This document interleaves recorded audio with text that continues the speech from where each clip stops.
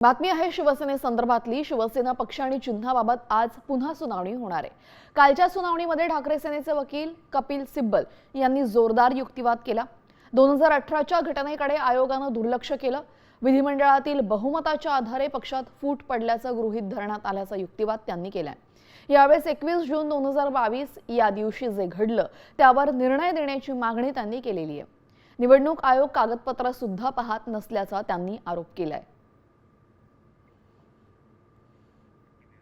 दरम्यान याच संदर्भात राऊत आणि म्हस्केंची काय प्रतिक्रिया आहे, सविस्तर पाहूयात।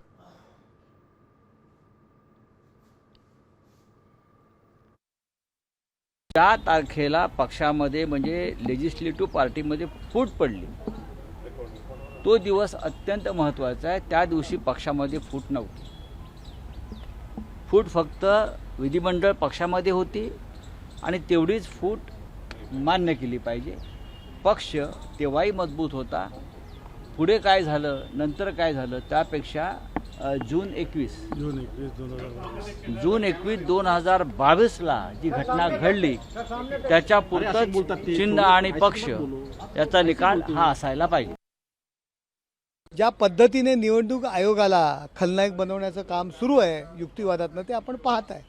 मी पुन्हा तेच सांगतो की शिवसेना पक्ष, शिवसैनिक आणि पदाधिकारी, आमदार आणि खासदार, मग नगरसेवक असू द्या, हे सर्वजण मेजॉरिटी एकनाथ शिंदे साहेबांच्या नेतृत्वाखाली त्यांचं नेतृत्व त्यांनी स्वीकारलेलं आहे। त्यामुळे विजय हा लोकशाहीमध्ये ज्याच्या मागे जनाधार असतो आणि ज्याच्या मागे बहुमत असतो त्याचाच होत असतो।